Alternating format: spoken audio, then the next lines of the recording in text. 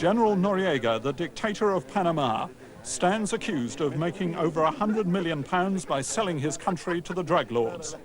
But he was also a key ally of the United States, and he's one subject that Vice President George Bush is trying not to talk about during the battle for the White House. It's in a helicopter originally supplied by the Americans that the ruler, who has now been charged with drug smuggling, still flies around his country. General Manuel Noriega is commander of the army and the most powerful man in Panama.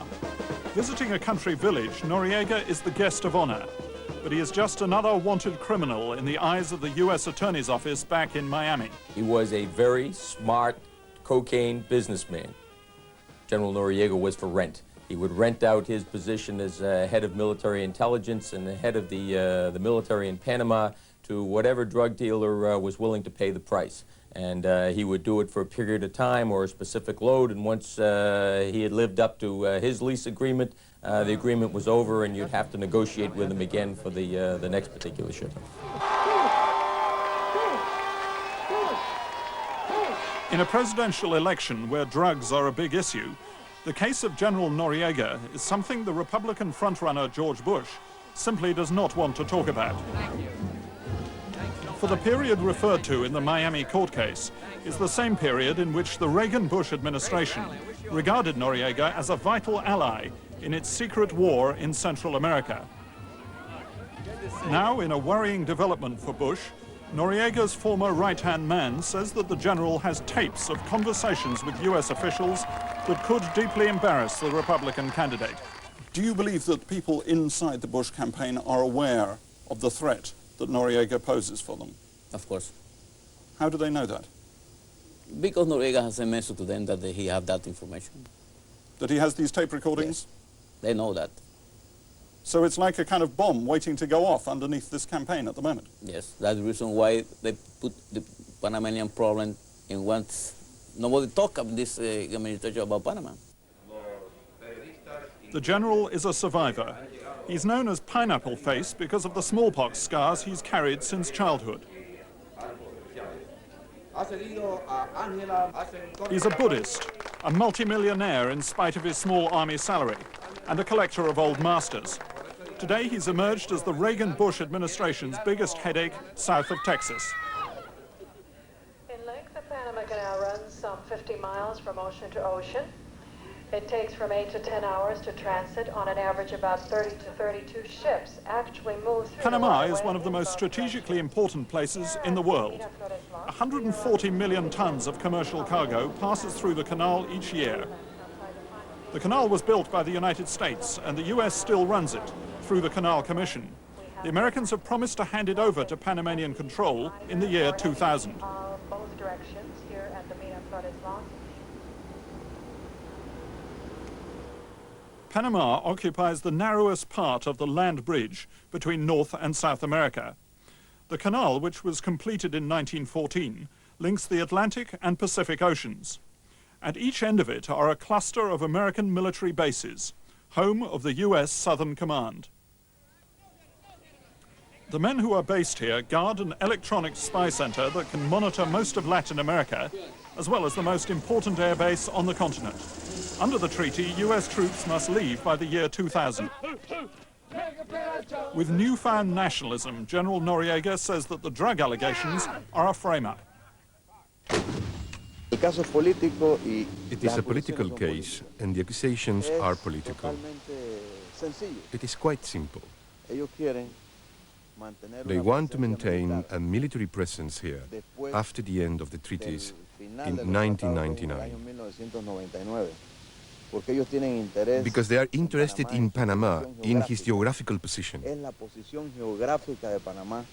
It is Panama's geographical position that makes it so attractive to North American interest, because it is from here, from Panama, that they can use his geographical position to control other countries to the south and to the north.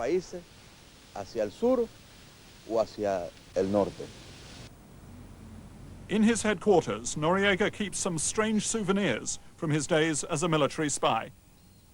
éramos jefe de seguridad en inteligencia When I militar. was head of military intelligence, our symbol was the toad, because the toad looks around everywhere and then strikes. Entonces, ese símbolo People nuestro, heard about this symbol, and when visitors came to see us, they always bought a toad. me traían siempre una rana o me enviaban una So rana. we have toads from different Por eso parts of the hay world. de diferentes partes del mundo. And which is the toad of the CIA?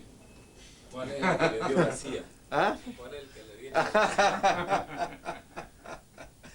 That's good.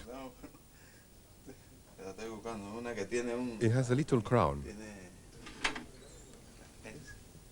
Well, this one is the American toad. Esta me dio el señor Casey. This one is from Casey. A present from William Casey, the boss of the CIA. Noriega has been on the CIA payroll over many, many years. Most recently, you've heard that his annual fee retainer was in the neighborhood of $200,000 a year, which I think is what President Reagan's salary is. That may or may not be true. What is true is that he has been retained by the CIA over a long period of time. By the mid-70s, the briefing paper, the intelligence briefing paper background on Noriega would certainly have included reference to drugs, no question. That probably was by then the big moneymaker for Noriega. Maybe not. Maybe selling of arms, running of arms was more profitable, but it was becoming big by the mid-70s. So that almost certainly would have been included. Probably would not have been the lead item at that time because this guy is just such a son of a bitch and has so many other warts on him that they would have featured that, you know, that he was a murderer and a rapist and a falsifier of elections and so forth.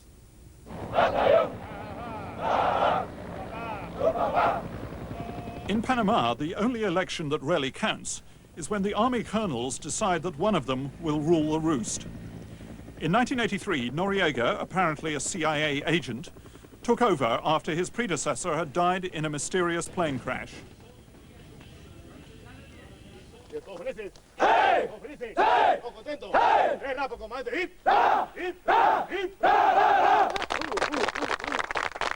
In American eyes, he was a valuable piece on the Central American chessboard.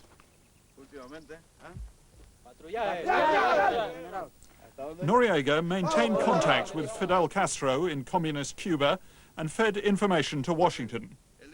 He became a key ally in the Reagan-Bush administration's secret war in Nicaragua. Today, the charge is that the US administration turned a blind eye to Noriega's drug profiteering in return for his help in the war against communism. If so, it was a cozy relationship that has now turned very sour. General Noriega was responsible for allowing the drug dealers to use his country as a transit point, as a point to protect themselves. He would provide intelligence to, as to where law enforcement was. He would provide his banking system as a financial network to launder the drug proceeds of the drug dealers. And in fact, when the Minister of Justice was killed in Colombia, he in fact provided protection to the drug lords during the time period in which Colombian law enforcement was looking for the drug lords.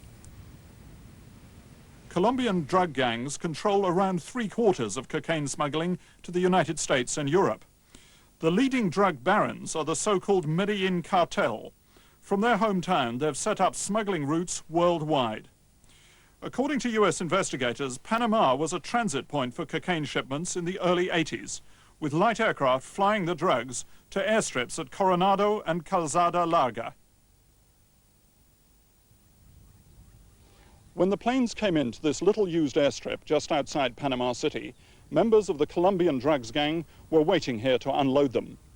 According to US investigators, there was no interference from the Panamanian customs or police because General Noriega was getting cash payments of as much as £100,000 a time. I put the allegations of this key witness, who was his own pilot, to General Noriega himself. Esa es parte infantil. That's infantile.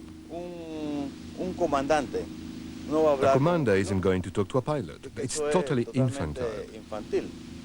Y lo que sí quiero decir que las personas. What I would like to say is that the people who are coming forward as witnesses have no credibility because they are convicts. They have been convicted under North American law. Condenados por las leyes norteamericanas. If you have a convict with a 50-year prison sentence, as it is the case of one of those making accusations, and you offer to reduce his sentence, he'll say anything. These days, Noriega is at pains to demonstrate the esteem he says he is held in by governments worldwide. But the allegations of drug smuggling are supported by people who have served inside this headquarters and doubtless know all the inscriptions by heart. Este es de ustedes, Royal College. Noriega's former second-in-command was Colonel Roberto Diaz, who's now in hiding. I realized there were people coming to Noriega's office who were directly linked with drug trafficking. For instance, the late civilian aircraft pilot, Capitan Cesar Rodriguez, who later died in Colombia.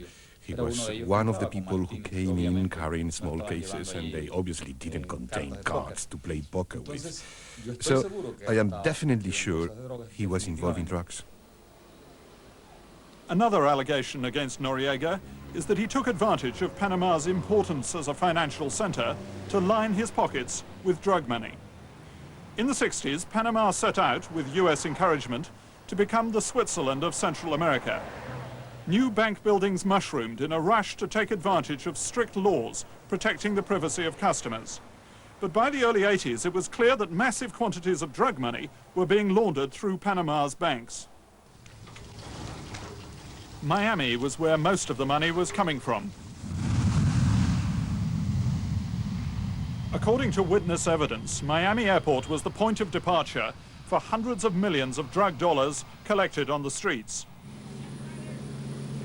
Cargo containers were apparently used to conceal vast quantities of cash without the knowledge of the commercial airlines involved. The destination was Panama City. There, according to US investigators, General Noriega sent armed guards to collect and bank the cash in return for a cut of at least 1% on each shipment.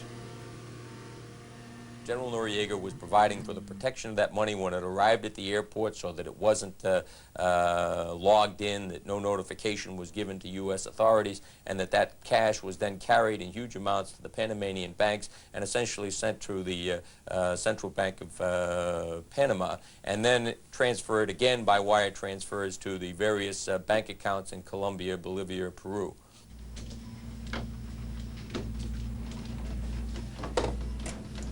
Good morning, Vice President's Florida Joint Task Group. May I help you? George Bush took a leading role in America's war on drugs at the same time that General Noriega's money laundering allegedly reached its peak.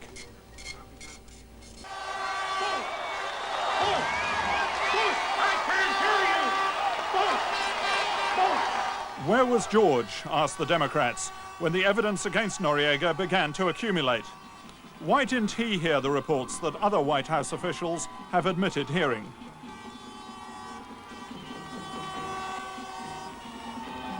At a press conference, the candidate declined to be specific. Mr. Vice President, might I ask you when exactly it was that you first heard reports that General Noriega of Panama was involved in drug trafficking? I can't pin that down for you. I can't give you an exact date, but I can say this, that when it became clear that he was, it was our administration that indicted him and would like to see him brought to justice. If I could follow up, In spite of the fact that he's been a leading figure in America's war against drugs, George Bush says in this campaign that he knew nothing solid about General Noriega's drug profiteering until the Panamanian leader was charged in Miami at the start of this year. But our investigations have raised serious questions about the Vice President's statements. For we have learned that as early as 1983, that's 5 years ago, George Bush sat down with General Noriega to complain about the laundering of drug money in Panama. Today, it's a meeting that the Panamanian strongman is strangely reluctant to discuss. yo no he hablado con Bush. I haven't spoken to Bush, nor have I had any contact with Bush. But in 1983, George Bush actually came here and you met him shortly after you became head of the Panamanian Defense Force, I believe. Entonces, tu fuente de Your source of de information está is errada. mistaken. In fact, a VIP room at the old Panama City airport was the scene of a meeting between Bush and Noriega. When George Bush came to Panama in 1983 and spoke about money laundering in that meeting, who was actually in charge of the money laundering operation in Panama? Noriega. Would Bush have known that when he sat down in that meeting? Should he have known that? Of course. Why? Because at that time, in 1983, the government of Panama was controlled by the military. In fact, we have learned that as long ago as 1972, the Nixon White House sent a top official to Panama to complain about Noriega's drug-running activities. In hearings on Capitol Hill, a senior State Department official from that period has testified that members of the administration deliberately ignored the mounting evidence. Administration officials clearly turned a blind eye or put him on the shelf or looked the other way in the interest of having his cooperation to help the Contras. They had concentrated their mind on only one interest. Maybe that's the heart of the problem. The Contra rebels fighting the left-wing government in Nicaragua were the Reagan-Bush administration's favorite cause. The priority was keeping the Contras supplied. The problem was a Congress which first opposed direct support by the US government and then declared it illegal. Part of the answer was General Noriega. US bases in Panama provided a springboard for the Contra effort. Behind the smokescreen of the official presence, it's alleged that weapons for the Contras were purchased using false Panamanian documents. And when Lieutenant Colonel Oliver North set out to supply the Contras in defiance of American law, some of his cargo planes were registered in Panama. It was the private air force that was exposed in the Iran Gate scandal, which almost destroyed the Reagan presidency. Principal reason why we tolerated Noriega and his predecessor, Torrijos, was that basically policy is set as well as implemented by the Pentagon in Panama. Always has been. And their concern was supporting the Contras and gathering intelligence and training in the bases in Panama. And it was their call. The Pentagon was deciding, and when I was ambassador there, they always decided the real ambassador in Panama is a four-star general of the Southern Command. There came a time when the man who was vital to US strategic interests became an embarrassment. In 1986, while Noriega was on a visit to Washington, American newspapers headlined the drug allegations against him. This year, rioting broke out in Panama City. It was a genuine explosion of middle-class discontent with the Noriega dictatorship, though the Americans had fanned the flames by plunging Panama into economic crisis with an embargo. Washington believed that Noriega would be gone in days, but he's still in power.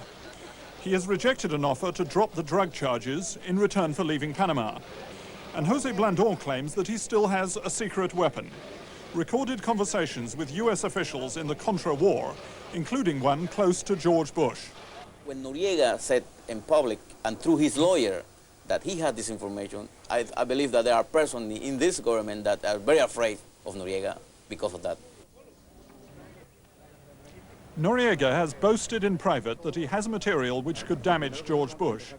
His former second-in-command, Colonel Roberto Diaz, says that he once found Noriega examining photographs which appeared to show Oliver North's Contras being secretly trained on Panamanian soil. Then he said to me, "Do you know Colonel North?" I say, "No." It's true, I didn't. I didn't know North. I thought he was a North American colonel. And then with a gesture like this, he said, "You'll know later, I will explain." And then he said, "I got Bush by the balls." That may be just the bluff of a skilled politician. But Noriega has already astonished many Americans by hanging on to power long after Washington turned up the heat. It now seems that whoever wins the US presidential race will still be confronted with the Noriega problem. If George Bush wins, dealing with the cocaine general may prove to be the hangover after the celebration the night before.